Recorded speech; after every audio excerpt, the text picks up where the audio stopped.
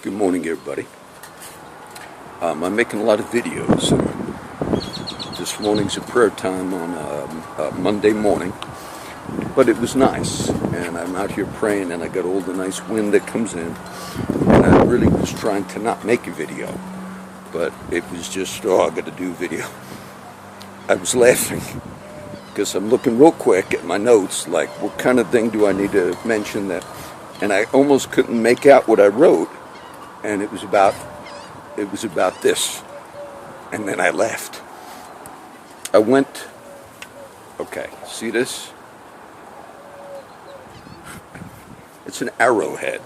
Dirk, a friend of mine, Dirk, he gave me an arrowhead years ago. He used to find them and collect them. He likes camping in different spots where you can get them. He gave me a nice one, and I had it on a stick for years, a reed. And so the other day, on the weekend, I was kind of in town walking.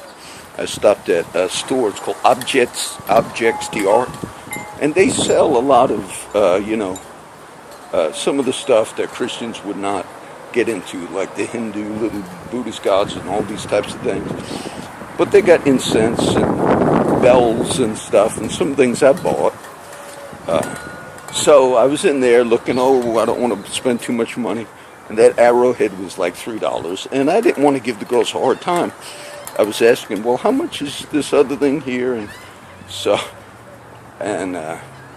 finally, there were two girls working the shop. And, I kid around sometimes. So I got the arrowhead and I said, now, are you sure it's going to work? Because I'm running low on cash and, I'm basically... I needed to see if I could find, animals, and, I'm going to hunt with it. So the one girl laughed, but the other girl did not think my joke was funny. So I'm laughing because I wanted to tell that. I figured I'd do this now because it's kind of interesting how sometimes when you're reading scripture, you try to also incorporate if God is directing or whatever. And Sunday morning when I woke up, I was praying, and I always have scriptures all over here. But then I remembered Isaiah 6, chapter 6, which is a famous chapter, the calling of Isaiah the prophet, and that had come to my mind. The way I remember it, I just painted this just 10 minutes ago, 20 minutes ago. Okay, that's supposed to be an angel with 6 wings. And tongues from the altar, because in Isaiah 6, in the calling of Isaiah, famous, he says, Isaiah says, I will go, send me. And there's an angel before the presence of God, and he takes a hot coal from the altar that's before God's throne, and he lays it on Isaiah's lips. And your iniquity is purged, your sin is taken away. And this is a prophetic calling. So anyway, either the image or the chapter had come to my mind Sunday morning. And so then I went to Church Unlimited. And, they didn't have the notes. Like sometimes Bill Cornelius, the pastor, will have the notes of the verses. I like that better because then I'll read the outline. But it was a good message. But somehow it wasn't part of the message, but he mentioned Isaiah 6. So I thought, okay, I guess... when I read in the evening a few of my chapters, I'll read my chapter in the Gospel, and I'm in the Old Testament prophet of Hosea, but instead I'll go ahead and read chapter 6. The psalm for the morning that I read was Psalms 118, or Psalms 18. And so I thought maybe there'll be a connection, because I'm going to read those 3. And in Psalms 18, let me grab my Bible. In Psalms 18, you have this, I remember this was one of my favorite ones, but it says, David's calling unto God, and as he's calling to God, then God works. It says, in my distress I called on the Lord, he heard my voice, then the earth shook and trembled, and we just had the earthquake. As I make the video, we had in Japan, 2 pretty big, bad earthquakes, and then in Ecuador. And just happened, and I was reading the psalm. So I thought, that's the earth shook. God was moving the foundations of the hills moved, were shaken, because God was mad, wroth. There went up a smoke out of his nostrils, and fire out of his mouth devoured. Coals, now look, coals were kindled by it.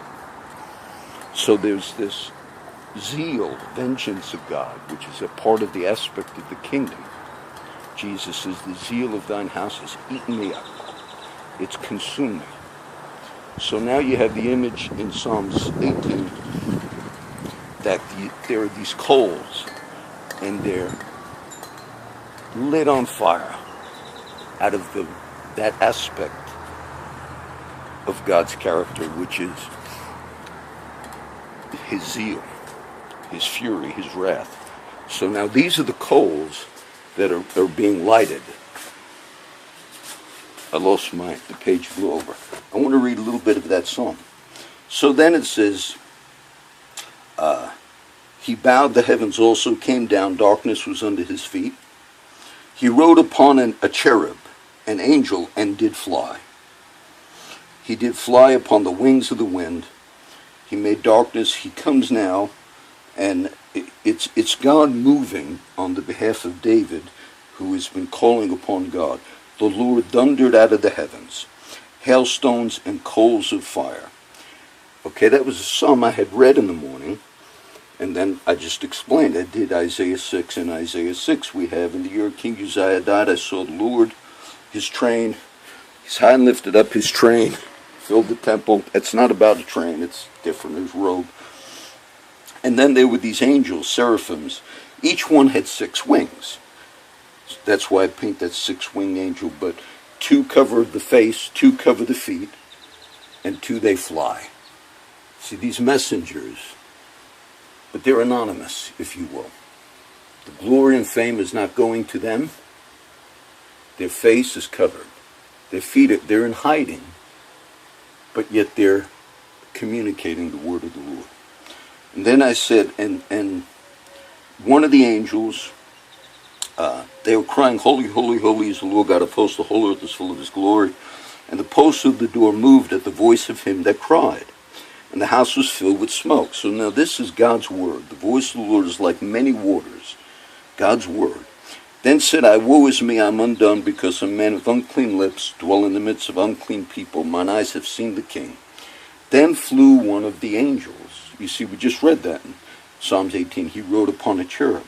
And the angel flies, having a live coal in his hand. The same image I just read in Psalms 18. He picks up one of these fiery burning coals, and he lays it upon the mouth of Isaiah. It says, this hath touched thy lips, thine iniquity is taken away, thy sin is purged. And I heard the voice of the Lord saying, whom shall I send? Who will go for us? And he said, here I am, send me. He said, go and tell this people, hear indeed, but understand not, and see indeed, but perceive not. And this is fulfilled in the parables of Jesus, where it says that was a fulfillment, that they would not be able to know what he was saying through the parables. He explains them later to his disciples, but the people were not, they were hearing but not understanding. That was a fulfillment, that was actually a judgment. Make the heart of this people fat, and their ears heavy, and shut their eyes, lest they see with their eyes, and hear with their ears, and understand with their heart, and convert. So this is a judgment here. And Isaiah says, Lord, how long? How long is this going to be? It's a prophetic judgment that he's called to. And he answered, until the cities be wasted without inhabitant, and the houses without man, and the land be utterly desolate, and the Lord have removed men far away, and there be a great forsaking in the midst of the land. But there'll be a tenth, and it shall return and shall be eaten, as a tall tree and an oak, whose substance is in them. I just found it interesting because, like I explained, I just read those 2 chapters the way I read them. And so what you're getting in this is the voice of the Lord like many waters. God, Jesus says he only speaks the words he hears the Father speaking. He only does the works he sees the Father doing. So God gifts us, his people, the prophetic ministries. He allows you to have his words. Scripture says God put his words in our mouth. And it's a coal coming from the altar. It's a zeal. It's a fire. And then in these types of callings, it's until the work is finished, if you will. I quoted that verse, I think, in the last video. I will bring my words upon this city, not for good, but for evil. Now, that's the city of man. That's the judgment of wickedness and iniquity. When you see me post these recent articles, I was surprised to see that Corpus Christi, Texas, in Oasis County, was rated number 2 in the United States of America for corruption, withholding of evidence, all types of things. I didn't know that, okay? I didn't know that. We beat Chicago, one of the most corrupt cities we beat them. Chicago was number 3 for corruption. And Dade County, Florida, Janet Reno's place was number 1. And all the way across the country from Florida, number 2. You know, they ranked the whole United States, not just, so you're not talking just states, talking every county, so I guess out of hundreds and hundreds and hundreds and hundreds, we're number 2. That's shocking to me. Now, when I watch local media here, I just posted an article last night as I make the video. I just read it as I was posting. And it was a Houston cop. I was not familiar with the case. I just read it real quick. But he was in a bar, got drunk, came out of the bar, shooting like a banshee and killed 2 people.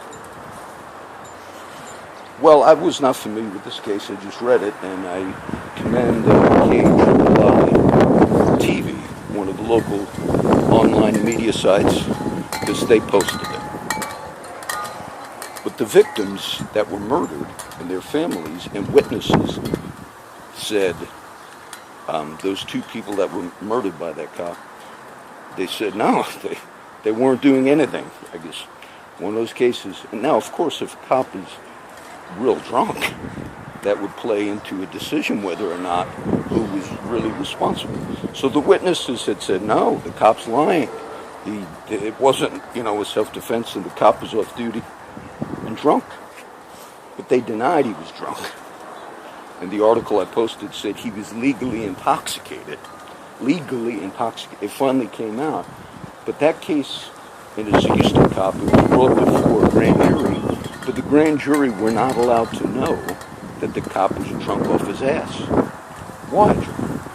It came out because the union investigation, I told you they have a different standard. The union investigation is private. Well, what about if they're investigating a murder or rape of a child by a police officer? It's private. Do you understand that? They keep that to themselves. So the grand jury decided not to indict this murderous cop who came out drunk off his ass shooting, woo, let's go, it's cowboy time. And he murdered 2 people in cold blood. Still on the job. Well, the grand jury never indicted. The families of the murdered victims obviously are upset.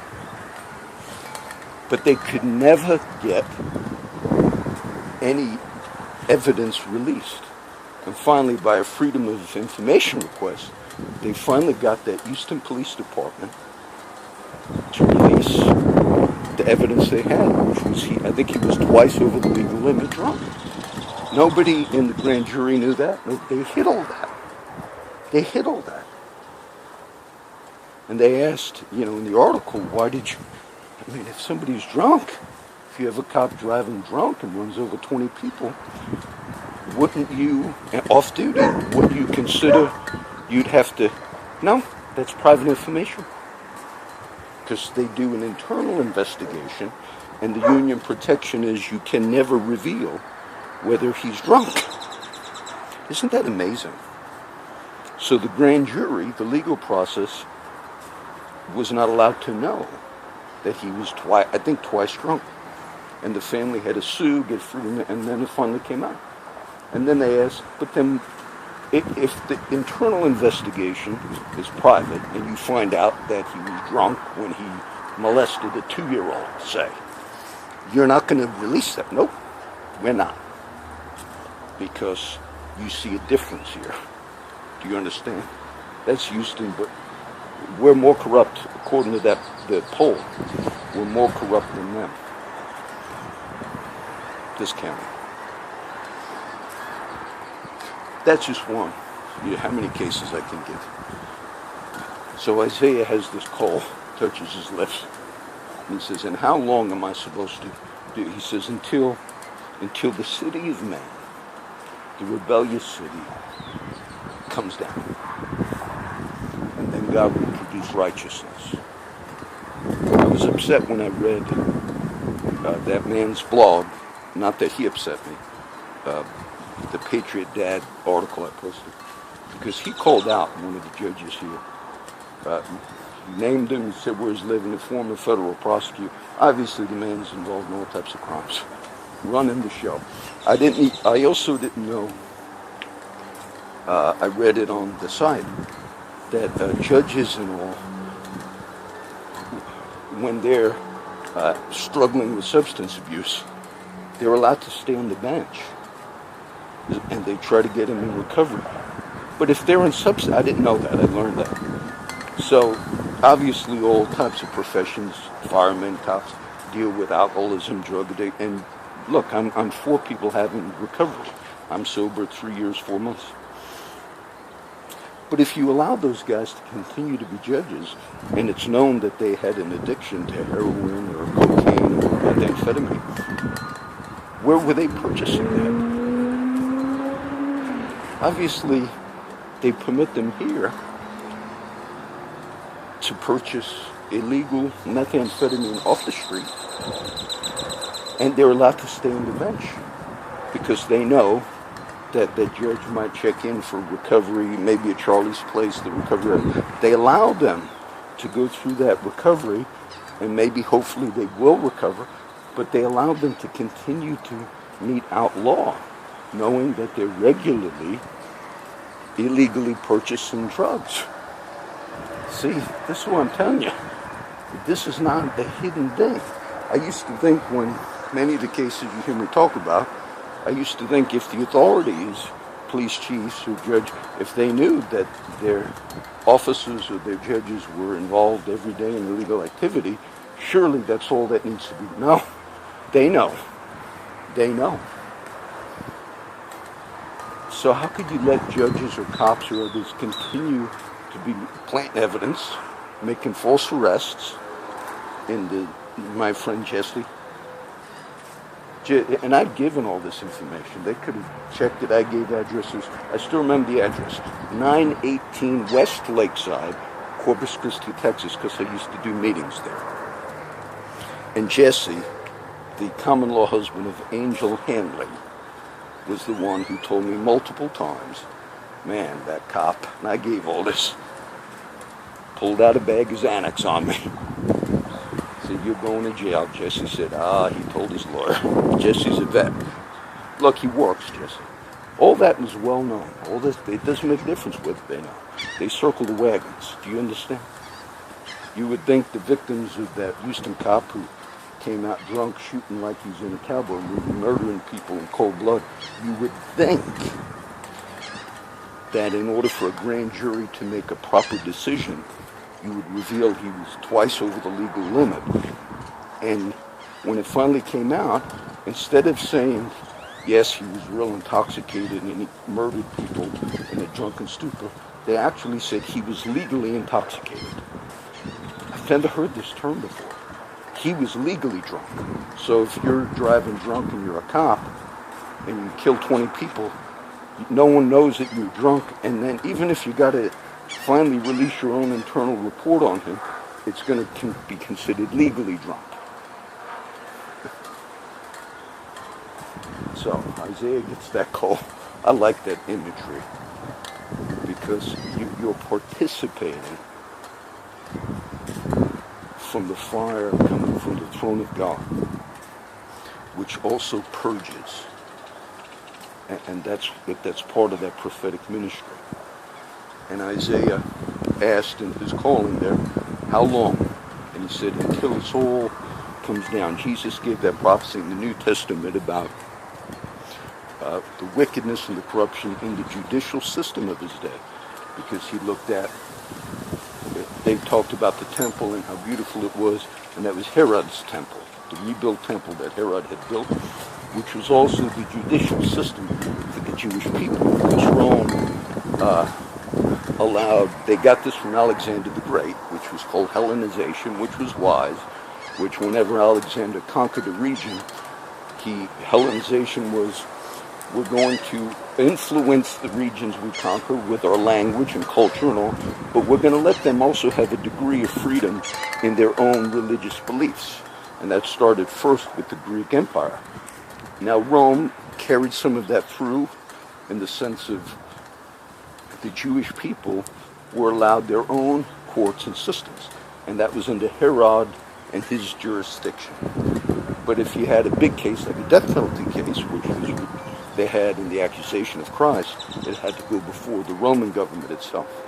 But Jesus one day looks at that wicked, said to his disciples, and said, oh, look how wonderful these buildings are. And it was almost like they were looking at the county court system of their day, because the temple was also that. Okay, the Sadducees had some type of a role that was not just a religious role for the Pharisees you're familiar with, but they also had sort of like, deputies, things that you would see today. And Jesus says, there will not be one stone left upon another. It's all coming down. And it wasn't just a prediction of the end of the law covenant, which it was, the sacrificial system, but it was also a judgment on justices in society, which took place. They came in, and that's where Herod sent messengers one day to Jesus and said, don't you know that he's going to kill you? He said, you go tell that fox.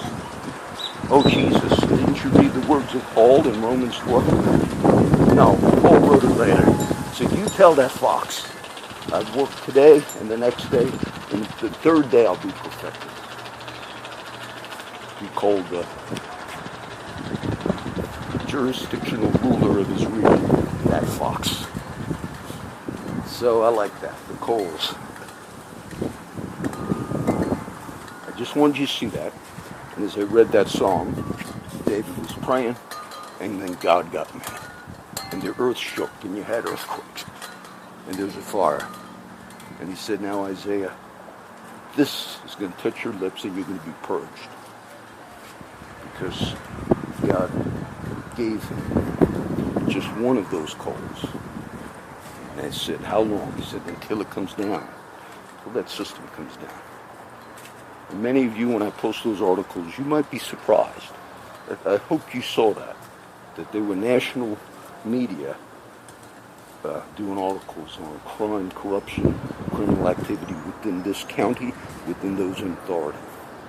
And every time you see something on the news trying to promote this city, those in authority that know what's going on, you deal with that.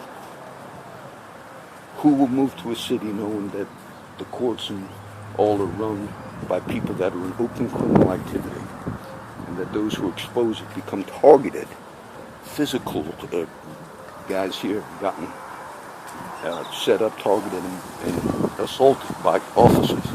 Now, who comes to a city like that? Would you move to Mexico with the corruption within those courts over there? So, how long are you going to talk about it, John? Until it's dealt with, okay? I like all my verses. Which one did I write yesterday?